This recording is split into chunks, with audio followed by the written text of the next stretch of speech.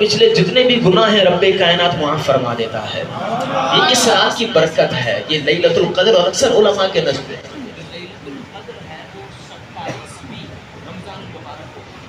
یعنی 27 رمضان المبارک کو ہی شب قدر ہوتی ہے. یہ اکثر علماء کا یہی موقف ہے. تو آج الحمدللہ بابرکت رات ہے اور نزول قرآن کی رات ہے.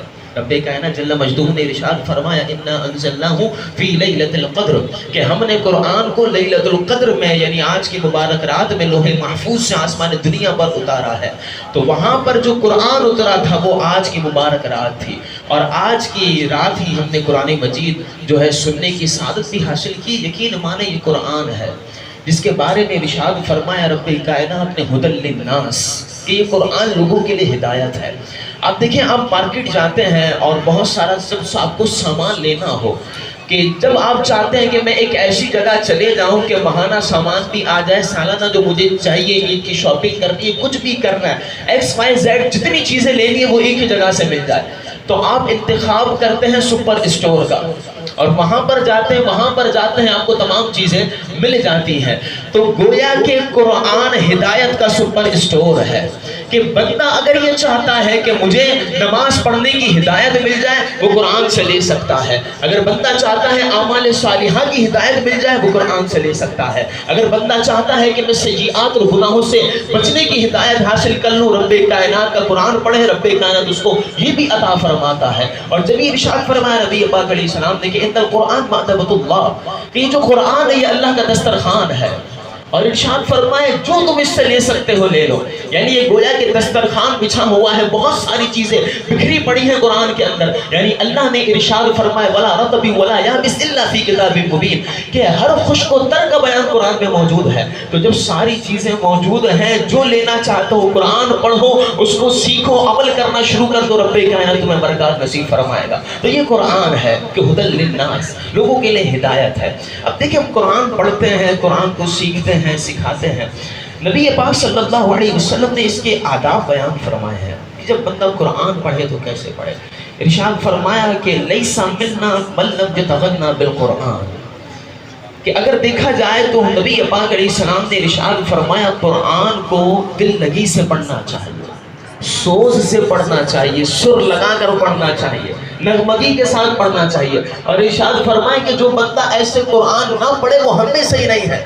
یعنی یہ ہمارے طریقے پر نہیں ہے, ہمارے منہج پر نہیں ہے, بلکہ قرآن پڑھنے کا طریقہ کار تو یہ ہے کہ بندہ جب قرآن پڑھے تو ایسے سوز اور رقت کے ساتھ پڑھے کہ پتہ چلے کہ کوئی اللہ رب العالمین کا کلام پڑھا جا رہا ہے, رب کائنات کا کلام ہو, سوز کے ساتھ, رقت کے ساتھ, نغمگی کے ساتھ بندہ پڑھے, سر لگا کر پڑھے. اور یہ ارشاد فرمایا نبی پاک علیہ السلام نے وہ بندہ ہم میں سے نہیں ہے جو قرآن کو نغمگی کے ساتھ نہیں پڑھتا. اب یہ بھی یاد رکھیے گا کہ جو سر لگاتے ہیں یہ بھی اہل محبت لگاتے ہیں, جن کے دل میں عشق قرآن ہوتا ہے, عشق الہی ہوتا ہے, تو وہ پھر قرآن کے جو جب پڑھتے ہیں تو اس کے اندر سر لگایا کرتے ہیں. سر یہ سر سے نکلا ہے, سر کہتے ہیں راز کو, تو سر کا جو سر ہے وہ محبت ہے کہ بندہ قرآن کو نغمگی کے ساتھ جب پڑھتا ہے اس کے دل کے اندر عشق قرآن ہوتا ہے, جھوم جھوم کر قرآن کو پڑھ رہا ہوتا ہے. تو وجہ کیا ہے, بندہ دیکھے قرآن پڑھتا ہے ہلنا شروع ہو جاتا ہے, کبھی ادھر ہلتا ہے کبھی آگے ہلتا ہے. کیا وجہ ہے کہ یہ بندہ قرآن پڑھتا ہے, اللہ رب العالمین کی رحمتوں کا نزول ہوتا ہے,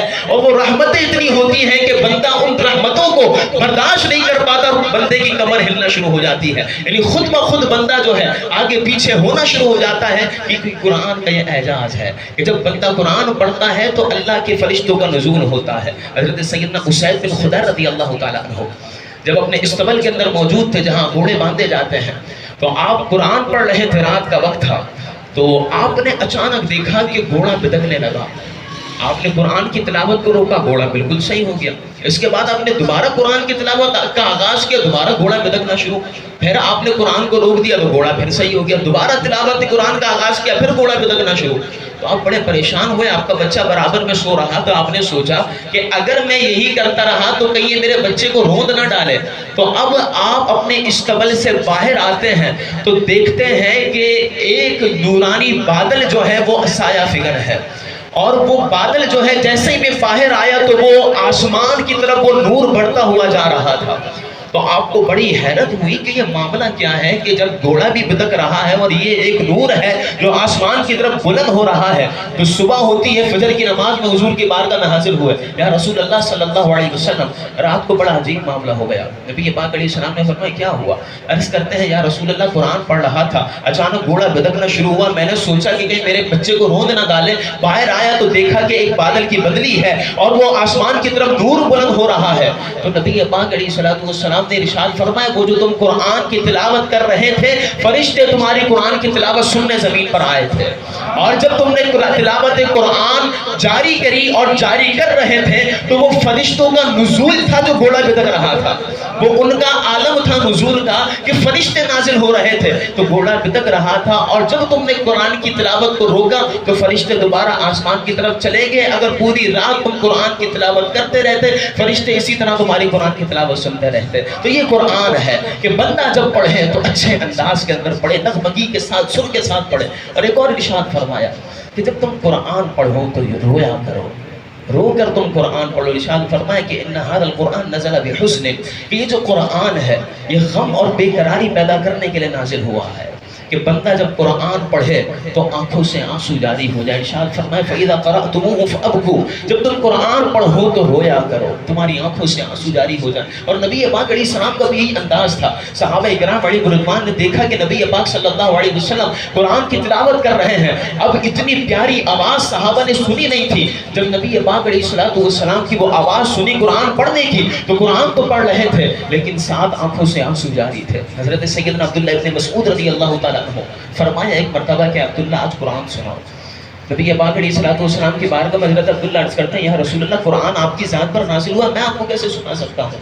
تو نبی پاک علیہ السلام نے فرمایا عبداللہ آج کسی اور سے سننے کا دل چاہ رہا ہے، آج کسی اور سے سننے کا دل چاہ رہا ہے، تم قرآن کی تلاوت کرو. اب حضرت عبداللہ قرآن کی تلاوت کا آغاز کرتے ہیں. اب جب اس آیت مبارکہ پہ پہنچتے ہیں وَجِئْنَا بِكَ عَلَىٰ هَٰؤُلَاءِ شَهِيدًا، کہ رب کائنات قیامت والے دن ہر امت پر ایک گواہ لے کر آئے گا اور ان تمام گواہوں پر آپ کو بطور گواہ لے کر آئے گا. جب یہ آیت مبارکہ حضرت عبداللہ پڑھتے ہیں حضور فرماتے ہیں عبداللہ کے رات روک دو. اب جب تلاوت قرآن روکتے ہیں حضرت عبداللہ اپنی نگاہیں اٹھاتے ہیں تو حضور کی آنکھوں سے آنسو جاری تھے.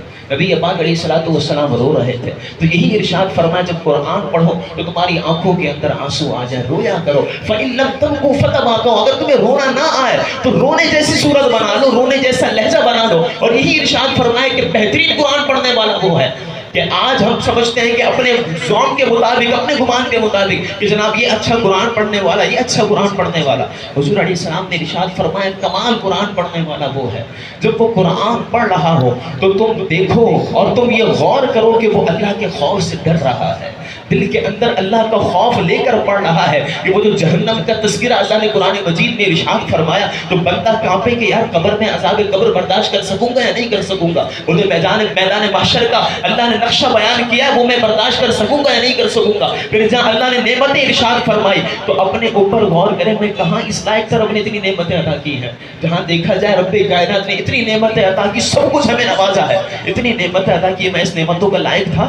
جب نہیں تھا تو اللہ رب العالمین کی بارگاہ میں بطور شکر آنکھوں سے آنسو آ جائے کہ مولا میں لائق نہیں تھا اس لائق، لیکن تو نے کرم فرمایا تو تو نے مجھے نعمتیں عطا فرمائی. بندے کی آنکھوں میں آنسو آ جائے، قرآن کا مفہوم سمجھ کر بندہ قرآن سن رہا ہو تو آنکھوں سے آنسو جاری ہو جائے. یہ کمال ہے اور یہ اعجاز ہے قرآن کا کہ جب بھی قرآن پڑھا کرو تو رویا کرو. یقین مانے رونے کی عادت بنا. وہ شاعر نے فرمایا تھا نا رونے والی آنکھیں مانگو، رونا سب کا کام نہیں. ذکر محبت عام ہے لیکن سوز محبت عام نہیں. ہم محبت والا ذکر تو کر لیتے ہیں لیکن سوز چیزیں دیگر اثر.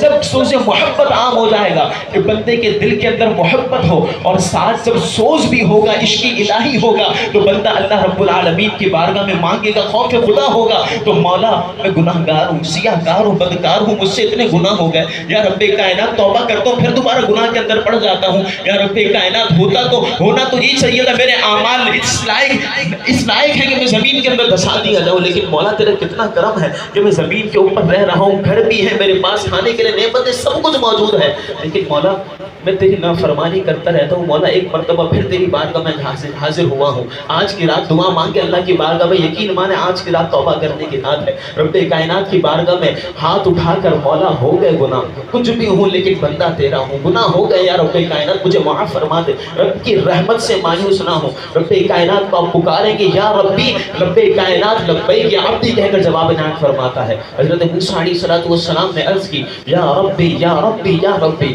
رب کائنات نے ارشاد فرمایا لبیک یا موسیٰ، موسیٰ کہو کیا کہتے ہو؟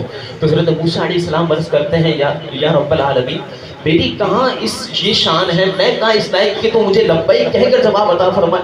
تو رب کائنات نے ارشاد فرمایا کہ میرا جو بھی بندہ مجھے پکارتا ہے، جو بھی بندہ مجھے یا ربی کہہ کر پکارتا ہے، میں اسے لبیک کہہ کر جواب عطا کرتا ہوں۔ تو حضرت موسیٰ علیہ السلام عرض کرتے ہیں کہ مولا یہ تو نیکوکاروں کو مقام ملے گا کہ تو انہیں لبیک کہہ کر جواب عطا فرماتا، تو جو دن رات تیری عبادت کے اندر مصروف رہتے ہیں۔ رب نے ارشاد فرمایا نہیں، موسیٰ گناہگار بھی اگر مجھے پکارتا ہے میں بھی اسے لبیک کہہ کر جواب عنایت کرتا ہوں۔ تو حضرت موسیٰ علیہ السلام اللہ کی بارگاہ میں عرض کرتے ہیں مولا نیکوکاروں کو تو سمجھ میں آتا ہے، وہ تیری عبادت کرتے ہیں، ریاضت کرتے ہیں، تو انہیں لبیک کہہ کر جواب عنایت فرماتا ہے، لیکن گناہگار کو یہ مقام کیوں ملتا ہے؟ تو رب کائنات نے ارشاد فرمایا کہ اگر نیکوکاروں کو، احسان کرنے والوں کو ان کا احسان کا بدلہ دوں اور گناہگاروں پر اپنی رحمت نہ کروں تو میرا جود و کرم کہاں جائے گا؟ میں بھی تو کریم ہوں، میں بھی تو رحیم ہوں، اگر بندہ گناہگار ہے تو میں بھی تو گناہوں کو بخشنے والا ہوں، میں بھی تو غفار ذنوب ہوں، میں گناہوں کو بخشنے والا ہوں۔ تو اللہ کی بارگاہ میں بندہ ہاتھ اٹھا کر توبہ کرے کہ یا رب کائنات گناہ ہو کے تیرے محبوب علیہ السلام نے فرمایا ہلاکت اس بندے کے لیے جس نے ماہ رمضان کو پایا اور اپنی بخشش نہیں کروا سکا۔ ہمیں نہیں پتا کہ آج کی رات سے پہلے ہماری بخشش ہو چکی ہے یا نہیں ہو چکی۔ اللہ کی بارگاہ میں عرض کرو، سچے دل سے توبہ کریں، یقین مانیں ندامت بھی دل کے اندر پیدا ہو جائے، شرمندگی کا احساس ہو جائے کہ مولا میں نے گناہ کیے ہیں۔ تو رب کائنات کے پیارے حبیب نے ارشاد فرمایا الندیم توبہ، ندامت ہی توبہ ہے۔ اللہ کی بارگاہ میں ندامت کا اظہار تو کر کے دیکھیں۔ حضرت ثعلبہ بن عبد الرحمن رضی اللہ تعالیٰ عنہ کیا کمال تھے کہ آپ نبی پاک علیہ السلام کے خادم تھے، حضور کی خدمت کیا کرتے تھے۔ ایک مرتبہ نبی پاک علیہ السلام نے بھیجا کہ ثعلبہ یہ کام کر کر آ جاؤ۔ اب کام کرنے گئے، راستے میں ایک عورت غسل خانے کے اندر نہ رہی تھی، آپ کی نگاہ پڑ جاتی ہے، جیسے ہی نگاہ پڑتی ہے حضرت ثعلبہ اپنی